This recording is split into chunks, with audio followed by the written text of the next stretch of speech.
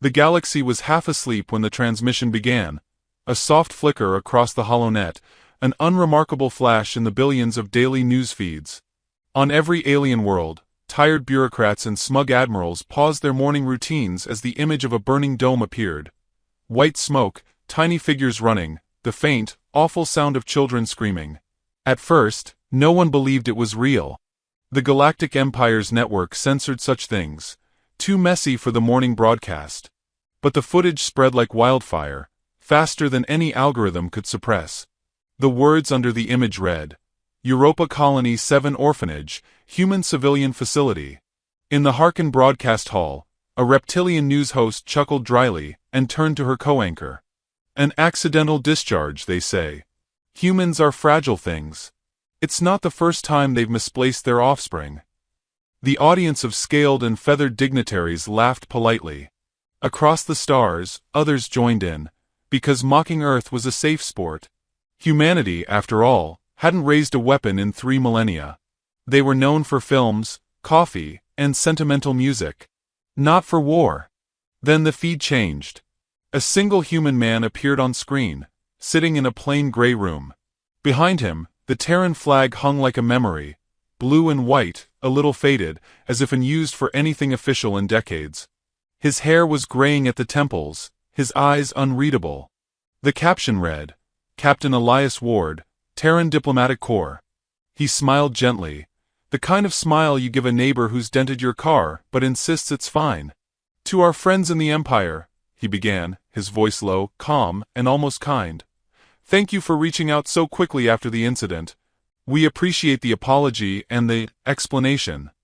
He leaned forward, his hands folded neatly on the desk. We understand accidents happen. Truly, we do. There was a long pause, long enough for billions to sense that something about the air had shifted. Then he added, almost as an afterthought, We'll simply ask for transparency. Nothing more. He bowed slightly. The transmission ended. Alien officials exhaled in relief. How polite. How restrained. The humans would grieve, light their candles, write their poems. The council declared the matter settled. But not everyone felt relief. Somewhere in the deep void between Mars and Jupiter, motionless satellites, old, civilian, and supposedly decommissioned, suddenly whispered to life. Subspace channels flickered open. Encrypted pings bounced between forgotten outposts. Quiet humans at coffee counters and museum offices paused mid-sentence as their wrist implants pulsed once, then went dark. In the capital of the Empire, Grand Admiral Vorex received the report but dismissed it. Humans are sentimental, not strategic, he said to his aide.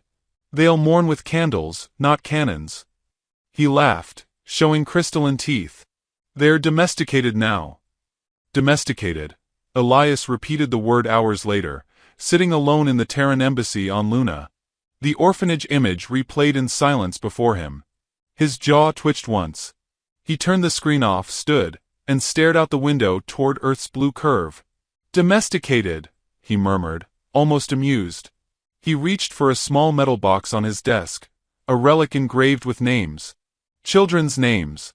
The door slid open without sound. A young woman entered, uniform crisp, face pale. Sir, the Council's apology has been received. No reparations offered. They called it structural misalignment of targeting sensors. Elias chuckled softly. Did they now? How sincere. Orders, sir. He turned toward her. His tone was still gentle, but the light behind his eyes changed, like sunlight glinting off the edge of a knife. Stand by for silence protocol. All outer colonies to blackout status. Civilians included. Her breath caught. That'll isolate half the network. I know. He smiled again, the same neighborly smile the galaxy had seen. Let them think we're mourning. Hours passed. Across human space, lights dimmed. The Terran trade gates, lifelines of interstellar commerce, suddenly closed without announcement. Ships queued in confusion, sending polite inquiries that went unanswered. Within 24 hours, every human embassy across the galaxy shuttered. Even the jovial music feeds, those endless playlists that played in alien cafes, fell silent mid-song. In the alien media, laughter faltered. Memes mocking Terran overreaction grew uncertain. A few analysts warned of something darker, but they were dismissed as paranoid. Humanity, after all, had dismantled its armies centuries ago. That night, Admiral Vorex's aide reported something odd. "Sir, our deep radar detected large energy signatures around Saturn's orbit, civilian vessels, all registered as freighters." Vorex waved it off. "They're probably carrying teddy bears for the next charity drive." But the aide hesitated. "Their engines are military grade, and they're moving in formation." Vorex stared. "Formation?" The aide swallowed. "Yes, sir. And, sir, they're broadcasting nursery rhymes. In English." For a long moment, no one in the command bridge moved. The faint signal echoed through the speakers. "Twinkle, twinkle, little star, how I wonder what you are." In his office on Luna, Elias watched the same data unfold in quiet satisfaction. Around him, the room was dim, the hum of machinery the only sound. He set down his coffee mug and said softly, "They always mistake kindness for weakness." He opened the old metal box again and pulled out a small, worn paper, a child's drawing. Crayon stars. Stick figures holding hands. At the bottom, written in shaky handwriting, "For Uncle Eli, come visit soon." He traced the letters once with his finger, then folded it carefully and slid it into his coat pocket. Outside the window, Earth rotated in silence, and behind it, the void seemed to hold its breath. In the alien capital, panic began to ripple. Communications to Terran space were failing. Automated trade beacons responded with cheerful, pre-recorded messages. "We're taking a moment to reflect on peace. Please hold." "Reflect on peace?" Vorex muttered, pacing. "What does that mean?" The aide didn't answer. The next morning, Galactic network cameras captured a final transmission from Earth, a simple still image. The Terran flag, fluttering behind a single line of text. "Peace is the space between apologies and consequences." Across the stars, billions of aliens stared at the message, puzzled, then uneasy, then afraid. The feed cut out again.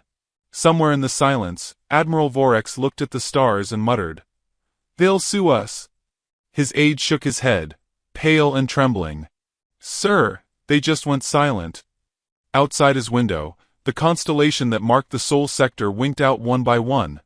Communications arrays, trade beacons, entire navigation networks, gone. "Silent?" Vorex whispered. A soft voice came from behind him, transmitted through a crackling signal. It was Elias Ward. "No, Admiral," he said with that same neighborly politeness. "We're just thinking." Then the line went dead. And for the first time in 3,000 years, the galaxy realized that silence from Earth was not peace. It was the sound of humanity remembering how to prepare. The invitation was written in gold script, sealed with a wax insignia few living beings had ever seen, a blue sphere encircled by laurel leaves. The letter began politely, as all Terran correspondents did. "Dear esteemed representatives of the Galactic Empire, we humbly invite you to Earth for a courtesy discussion regarding the Europa incident." It sounded harmless. It sounded like tea and sympathy. 3 days later, the most powerful species in the galaxy landed on a planet they once called quaint. From orbit, Earth looked peaceful. Clouds drifting like slow breath, continents lit with soft amber hues. The delegation of alien envoys stepped out onto a runway lined with uniformed humans who didn't salute. They simply stood there, silent, eyes unblinking. Inside the newly refurbished United Terran Assembly, the hall gleamed with a warmth that unsettled visitors. Old wood. Sunlight filtered through stained glass. Classical music floated faintly. Beethoven, though none of the guests knew it. The tables were circular, covered with linen, the scent of roasted coffee drifting like nostalgia. Captain Elias Ward greeted them at the entrance, hands clasped, posture relaxed. "Ambassadors," he said with a smile so genuine it almost disarmed them. "Welcome back to Earth. I trust your journey was smooth." The first to respond was Chancellor Run of the Corval Dominion, his skin a shimmering blue-green. "It is an honor, Captain. Your invitation was unexpected. Tragedy has a way of teaching manners, Elias said, motioning for them to sit. Please, coffee or tea. We've imported cream from actual cows. Hard to find these days. The aliens exchanged looks. Polite refusal came instinctively. They'd been warned of Terran toxins, but curiosity won. The aroma was intoxicating, like warmth turned liquid. Elias poured the dark brew himself, his movements graceful, measured. Around the table sat the galaxy's most influential, the insectoid director Zarek, whose people claimed to have perfected war, the soft-feathered diplomat Val of the Myrians, known for their moral lectures, and the stoic Grand Admiral Vorex, who had ordered the strike on Europa. Each tried to appear composed. Each failed, a little. Elias raised his cup. To peace, he said softly.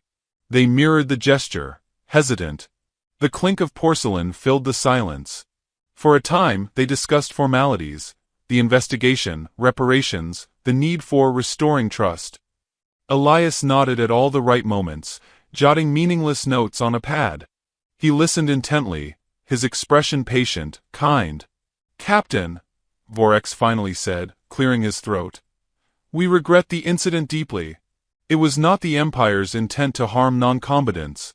We've dispatched engineers to prevent such targeting malfunctions. Elias set down his pen. Non-combatants, he repeated softly. Children, Admiral. The term you're looking for is children. The room went still. Vorex shifted. Yes. Tragic, indeed. Elias smiled again, as though forgiving a child. We appreciate your condolences. We humans are rather sentimental about offspring. They remind us why peace matters. Val tilted his head. Your species breeds excessively, does it not? I suppose attachment follows abundance. The others chuckled nervously. Elias didn't. He looked at Val with calm amusement. Perhaps. But we have a saying. Every child is a future we bet our lives on. He sipped his coffee. Some debts, Ambassador, don't go unpaid. The feathered diplomat swallowed, feathers ruffling in discomfort. Director Zarek clicked his mandibles. Surely, Captain, this is not a declaration of hostility? Elias's brows lifted in mock surprise. Hostility? Good heavens, no. We're having coffee. Hostility would require. Oh, I don't know. Guns? Bombs? Fleets? He leaned back, smiling lazily. We dismantled ours ages ago. You know that. The lie hung in the air, sharp and glinting. Behind the conversation, soft music changed tracks, something upbeat now.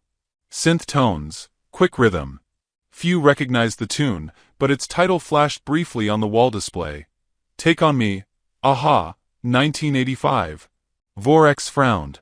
Is this Terran war music? Elias chuckled. Pop. From a more innocent time. Helps me think. He tapped his datapad, and the wall shifted to display an image of the destroyed orphanage. Smoke. Fire. Tiny hands clutching one another in the rubble. You see, Admiral, he said softly, we humans document everything, even our grief. Especially our grief. Run bristled. Must we relive this? Elias's voice softened further. Yes. Because memory is a weapon too, Chancellor. Just slower. There was no threat in his tone, but every alien in the room suddenly understood that they were prey being observed by something ancient. When the silence became unbearable, Elias stood. If you'll excuse me, I'll have my aide bring pastries. Cinnamon rolls. Earth specialty. He walked out. No guards followed him, just the steady rhythm of his boots against marble. The aliens exhaled in collective relief, some whispering translations of cinnamon. But the moment he left, the lights flickered. The wall screens flashed briefly, encrypted Terran code streams disguised as ambient art. To alien eyes, meaningless. To human systems, a signal. Across 10,000 light-years, hidden fleets repositioned themselves by fractions of degrees. Val leaned toward Vorex. They're too calm. It unsettles me. Vorex grunted. They're a minor species, diplomat. Their nerves imitate strategy. The insectoid Zarek scraped his claws together. Still. They stare as if they already buried us. The door opened again. Elias returned, carrying a silver tray. Apologies for the delay. The oven is temperamental, like politicians. He grinned, setting pastries on the table. The sugary scent filled the air. Run forced a laugh. Captain, surely you don't intend to start a war over an accident? Elias met his gaze, that same polite warmth never fading. Of course not. We wouldn't start a war. He took a bite of the pastry.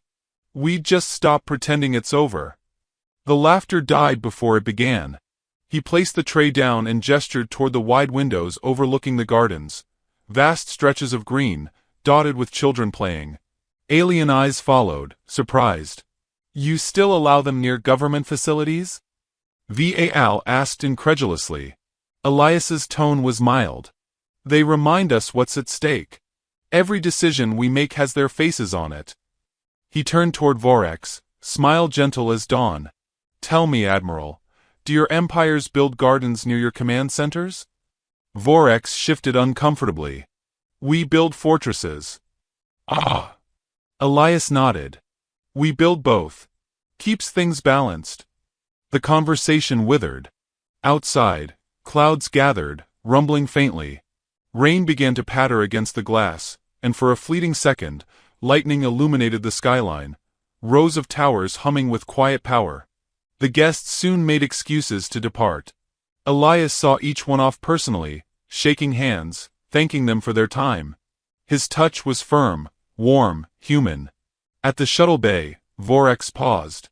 Captain, he said stiffly, you are a curious species. So polite. So restrained. Elias tilted his head, as though pondering a compliment. Restraint, Admiral, is what predators learn when prey starts watching. Vorex frowned. A threat? Elias smiled, eyes twinkling. A courtesy. The Admiral hesitated, then stepped into his shuttle, muttering curses in his native tongue.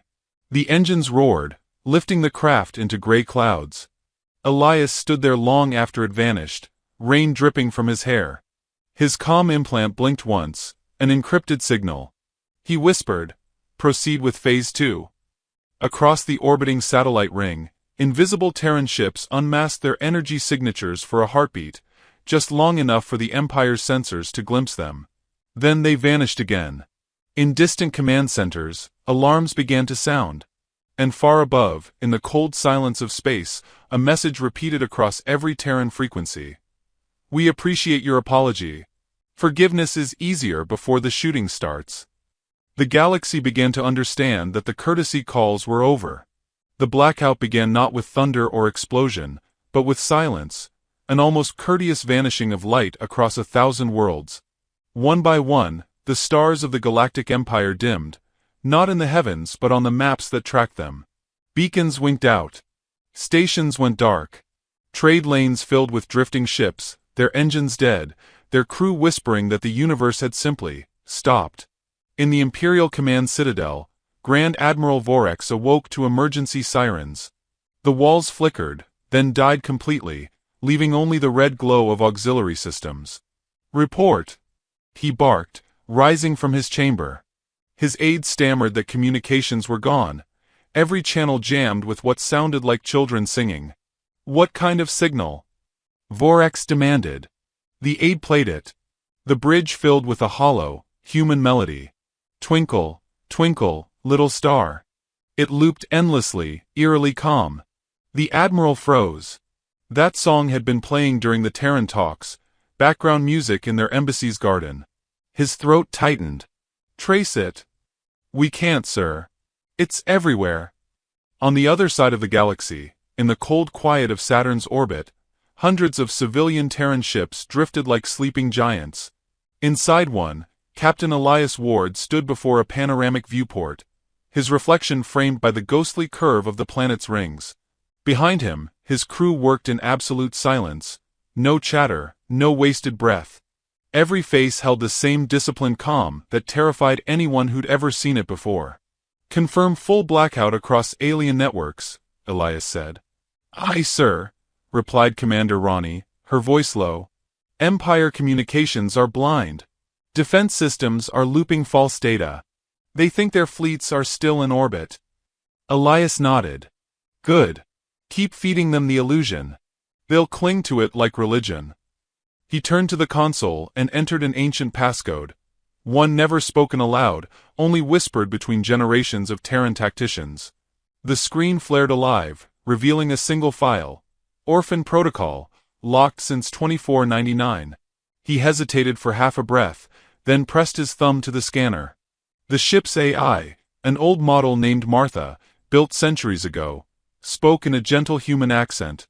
Captain Ward, confirm activation. Do you understand the consequences? Elias's eyes flickered toward the small paper folded in his coat pocket, the child's drawing he always carried. I understand. Then the world will remember, Martha said. The hum of power deepened, like a pulse beneath the hull. Across the fleet, engines reawakened, not with the bright blaze of propulsion, but a muted, predatory thrum. The formation shifted, elegant, deliberate, like sharks circling unseen prey. Elias's voice dropped to a whisper. Broadcast to all Terran assets. Code phrase, Mother's Wrath. Ronnie hesitated. Sir, that's total mobilization. Even the sleeper colonies. They took children, Elias said, his tone soft but final. The galaxy will learn what that costs. Elsewhere on distant worlds, ordinary humans looked up from their breakfasts as the lights flickered once, then stayed dim. News screens turned to static, replaced by a single message. Please stand by. In alien academies, scholars argued over the meaning. Some dismissed it as malfunction. Others remembered the warning on Earth. Forgiveness is easier before the shooting starts. Within hours, the Empire's outer fleets began to vanish. Not destroyed, just gone. Their last transmissions were confused bursts of laughter, static, and, in some cases, lullabies. By the third day, panic seized the core worlds. Refugees poured into the capital, whispering of ghost ships emerging from the dark. No one saw them coming, only the trails of ion light, the ruins they left behind, and the eerie absence of debris. Admiral Vorex convened his command council in near-total darkness. We're dealing with hackers, he insisted. The humans couldn't possibly. A voice interrupted, transmitted through the emergency channel. Calm. Familiar. Human. Good evening, Admiral, Elias said pleasantly. Apologies for the interruption. I understand you've lost a few systems. Vorex snarled. Ward. What have you done? Nothing permanent, Elias replied. Just a power nap for your empire. Think of it as enforced reflection. Do you realize the scale of your crime? Elias's tone remained casual. I'm aware. You destroyed children. We're simply responding in a language you understand, strategic logistics. Behind Vorex, officers exchanged glances. The line wasn't just coming from one source. It was everywhere, echoing from their own transmitters. The human fleet was using the Empire's communications to speak through them. You can't win this, Vorex growled. You're outnumbered 100 to 1. Elias chuckled softly. That's wonderful news. Saves ammunition. The Admiral slammed his clawed hand on the console. You're monsters. Monsters? Elias repeated, amused. We're the ones who built orphanages, Admiral. You burned them. The transmission cut abruptly. In the void above Saturn, the UES Bethlehem led the fleet into warp formation. Elias watched the coordinates align. The Empire's shipyards, their academy worlds, their weapon foundries. He closed his eyes, breathing in the silence. Execute. From every Terran vessel, a ripple of light burst outward, quiet, colorless, invisible to the naked eye. Quantum warheads slipped through space like whispers. On the Empire's industrial planets, reactors overloaded, folding upon themselves. Cities vanished without sound. Back aboard the Bethlehem, Elias stood motionless, his reflection split by the glass. His voice was a murmur meant for himself alone. They called it an accident. Ronnie turned toward him. Sir, reports coming in. Multiple sectors gone dark. No retaliation. They can't see us. Elias nodded. They won't. We'll leave them something to remember instead. He ordered one final transmission to the galaxy. Simple, haunting, encoded in every alien frequency. A child's voice reciting, "How I wonder what you are." Across the stars, billions listened. For the first time in known history, the Galactic Empire's night sky went completely black. Navigation systems failed, trade collapsed, and fear became the new currency. In the Terran fleet's silence, Elias closed the file labeled Orphan Protocol and whispered, "Deactivate after 36 hours. We'll let them breathe." Ronnie frowned. "Mercy, sir." Elias looked at her, a weary smile forming. "No. Memory." Outside, Saturn's rings shimmered faintly, reflecting distant explosions like fireflies in the dark. The human fleet disappeared into the abyss, leaving behind nothing but stillness and a legend in the making. Somewhere, deep in the Empire's ruined communication array, the last surviving transmission played on loop, a faint human voice saying, almost kindly, "You'll never call us civilized again." And then, even that light went out. The galaxy that had once shone with 10,000 suns now lay in quiet ruin. Great empires reduced to drifting fragments, stations turned into monuments of smoke and static. The void itself seemed to mourn. No trade convoys crossed the stars anymore, no laughter echoed in the orbital markets. Only the faint hum of damaged satellites remained, replaying the same human lullaby on infinite repeat. In what had once been the Galactic Council chamber, now half-collapsed and lit only by emergency bioluminescence, leaders of surviving worlds gathered around a cracked table. The air smelled of ozone and despair. Chancellor Run sat with his shimmering skin dulled to gray. Director Zarek's mandibles no longer clicked with authority, but with nerves. Admiral Vorex, gaunt and sleepless, stared into nothing. "The Terrans haven't spoken in weeks," Run whispered. Their fleets withdrew beyond the Sol perimeter. No transmissions, no demands. Nothing. Zarek twitched. "Nothing is worse than war. It means they're thinking." "They're done thinking," Vorex muttered. "They've become what we always feared." Silence stretched like the void outside their windows. Somewhere far below, a reactor hummed uncertainly. The galaxy's mightiest civilization had been humbled by a species it once called harmless.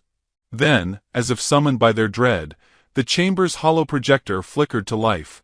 Static cleared, and the image of Captain Elias Ward appeared.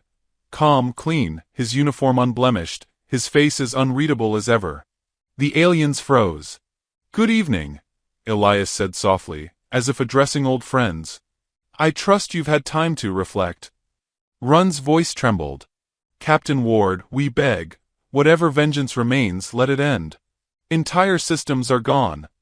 Elias tilted his head, thoughtful. "Gone? Oh no. Not gone. Preserved, in memory."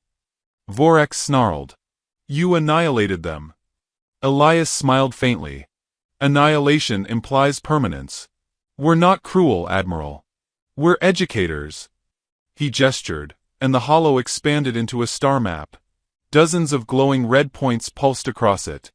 Each of those worlds will remain uninhabited for 3 centuries. It's our way of giving the galaxy time to mature. Run collapsed back into his chair. "This is madness." "No," Elias said quietly. "This is consequence." Behind him, through the holographic transmission, they glimpsed what looked like a field of white flags fluttering. Thousands of them, marking graves. Human children's names carved into marble. The feed panned slowly across the memorial. At its center stood a tall woman in black, holding a child's toy, a small stuffed bear scorched around the edges. She placed it at the monument's base and whispered something the audio didn't capture. Elias turned back to them. "You took from us the sound of laughter. We replaced it with the sound of silence. Fair trade." Zarek's voice clicked weakly. "You've destroyed balance. The galactic economy, the—" Elias's tone remained almost tender. "Empires mistake comfort for balance. You built palaces on bones. We built orphanages. We both invested in the future. Ours just paid off differently." He paused, gaze softening as though he pitied them. But we're not gods. We're only human. And that, he said, voice lowering, is something you should have feared long ago. The transmission began to distort, his image fragmenting into echoes. Before it vanished, Elias spoke one final line. Peace was beautiful while it lasted. Don't let it happen again. The feed cut to black. The council sat in absolute stillness. No one breathed. Finally, Vorex whispered. They don't seek dominion. They seek memory. Outside the chamber's shattered dome, the remains of the Empire's fleets orbited like debris caught in prayer. Among the ruins drifted unmanned Terran drones, releasing silver capsules that glowed briefly before bursting into vapor. When scanned, they revealed no explosives, only archives. The capsules carried recordings of human children's voices, laughter preserved in the dust of war. On a quiet moon far from any remaining power, Elias Ward stood beside the same memorial scene in the transmission. Wind brushed his coat as he stared at the endless field of white flags stretching across the plain. Each one bore a child's name. The air was sharp with cold, but his voice was soft when he finally spoke. They'll study this, Martha, he said to the ship's AI through his earpiece. They'll try to understand what went wrong. Martha's voice replied gently. They will fail, Captain. They think morality is mathematics. Elias smiled faintly. Maybe that's the lesson. He knelt, adjusting one of the flags that had tilted in the wind. Beneath it lay a small data core. He pressed his thumb against it, and a new message encrypted itself into Terran channels. Operation Aftermath Education. Phase 2 Standby. Behind him, Commander Ronnie approached, her face shadowed beneath the dying sun. Sir, she said softly, the council's collapsed. The rest of the galaxy's begging for treaties. We've won. Elias didn't look up. We didn't win. We reminded them what happens when they forget we're animals pretending to be civilized. Ronnie hesitated, glancing toward the flags. What will you tell Earth? That we found peace, he said. Just not the kind we hoped for. A cold wind swept through the valley, carrying the faint sound of something like distant singing. It was a recording looped by the memorial systems, the voices of the children lost on Europa. Elias closed his eyes, listening. They sound alive, Ronnie whispered. They are, he replied quietly. As long as someone remembers. For a long time, neither spoke. Then Martha's voice returned through the comm line. Captain, multiple colonies request authorization to join reconstruction. Elias rose slowly, dusting frost from his gloves. Authorization granted. Let them rebuild, carefully. He looked at the horizon where dawn barely touched the clouds. And keep watching the stars. Of course, Captain, Martha said. What shall I tell them if the aliens return? Elias's expression softened to that same polite smile he'd once worn at the peace table. Tell them humanity's sleeping. And to knock quietly. The AI's silence was almost reverent. As he turned to leave, Ronnie stopped him. Do you ever feel guilty, sir? For how far we went? Elias looked up at the sky, a black expanse freckled with dim, broken constellations. Every day, he said. But guilt is the tax of love. And we paid in full. He started toward the shuttle. The engines hummed faintly, reflecting off the memorial field like candlelight. For a fleeting moment, it looked as though the stars themselves were returning. From orbit, sensors across what remained of the Empire caught a final burst of Terran signal, a simple text line broadcast in every known language. We didn't destroy your worlds. We just turned the lights off so you'd stop pretending you were gods. In the following days, silence spread again. But it no longer felt like defeat. It felt like judgment. Elias watched the last of the ships disappear into the dawn and whispered to himself. They'll call it peace again one day. They always do. And when the winds quieted, the only sound left in the valley was the laughter of children. Soft, eternal, echoing through the ruins of gods.